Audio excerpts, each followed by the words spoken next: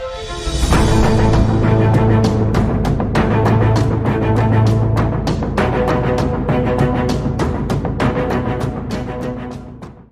ready for the dictation.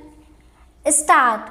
We know from experience that democratic societies which guarantee individual freedom and tolerance of dissent provide an environment most conducive to creative endeavor and the establishment of socially just societies.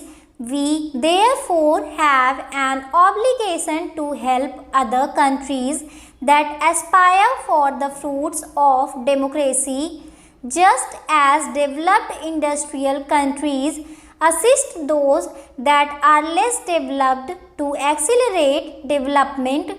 Democratic societies with established institutions must help those that want to strengthen democratic values and institutions.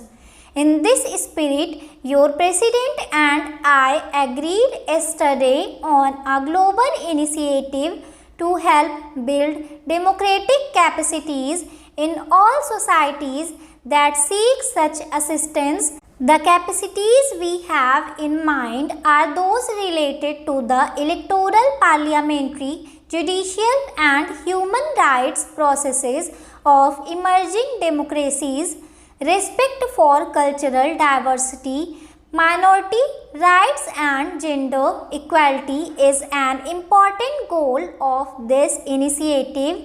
Democracy is one part of our national endeavor.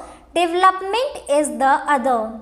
Openness will not gain popular support if an open society is not a prosperous society.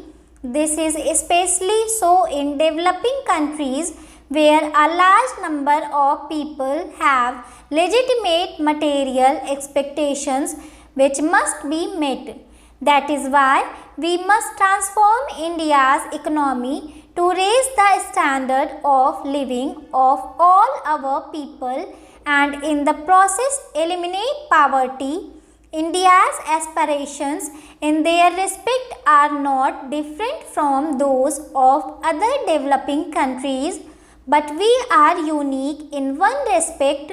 There is no other country of a billion people with our tremendous cultural, linguistic and religious diversity that has tried to modernize its society and transform its economy within the framework of a functioning democracy.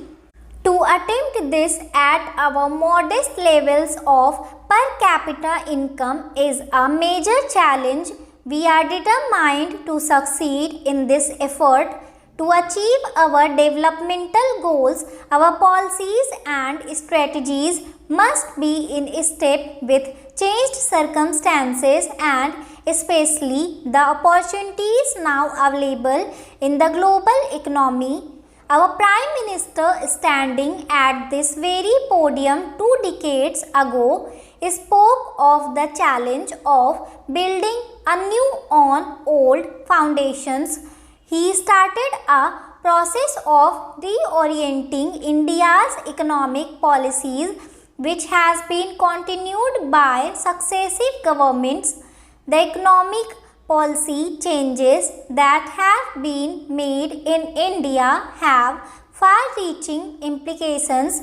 They have liberated Indian enterprise from government control and made the economy much more open to global flows of trade, capital and technology. Our entrepreneurial talent has been unleashed and is encouraged to compete with the best.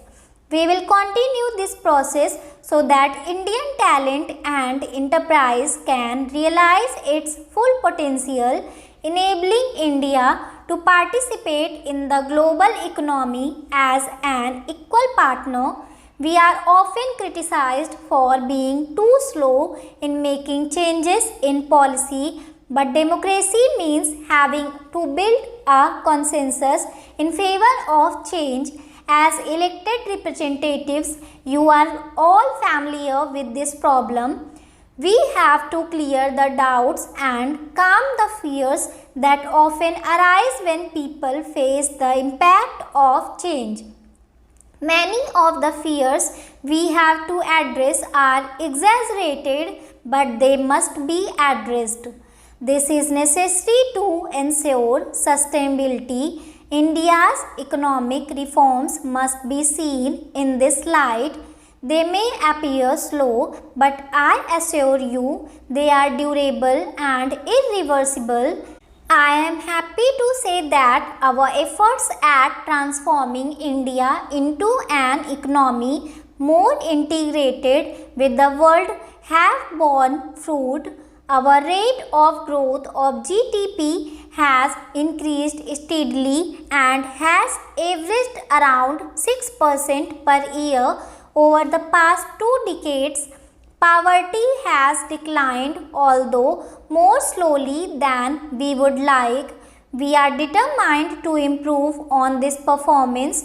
We hope to raise our growth rate to 8% or so over the next 2 years, and we will ensure that this growth is inclusive so that its benefits are widely spread.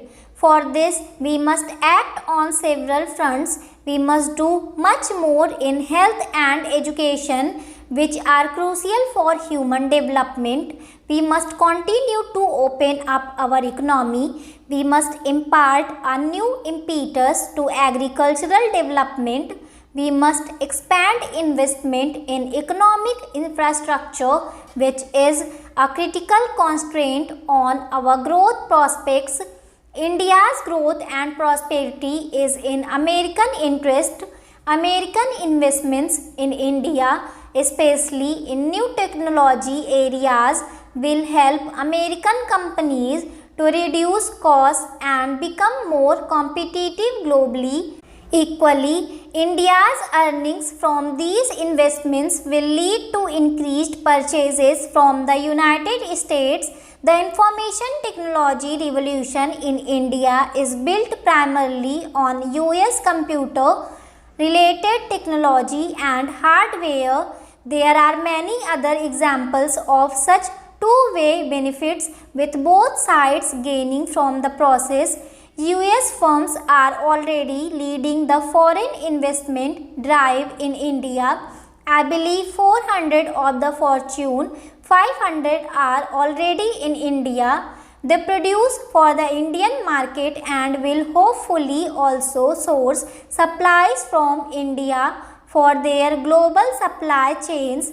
We welcome this involvement and look forward to further expansion in the years ahead. India needs massive foreign direct investment, especially in infrastructure. I hope American companies will participate in the opportunities we are creating. The 21st century will be driven by knowledge-based production in the world. Stop. Hello short handians, welcome to my YouTube channel. ऐसे ही और hard words की outline और words differentiation की videos के लिए please video को like, share और चैनल को सब्सक्राइब करें and don't forget to press the bell icon. Thank you.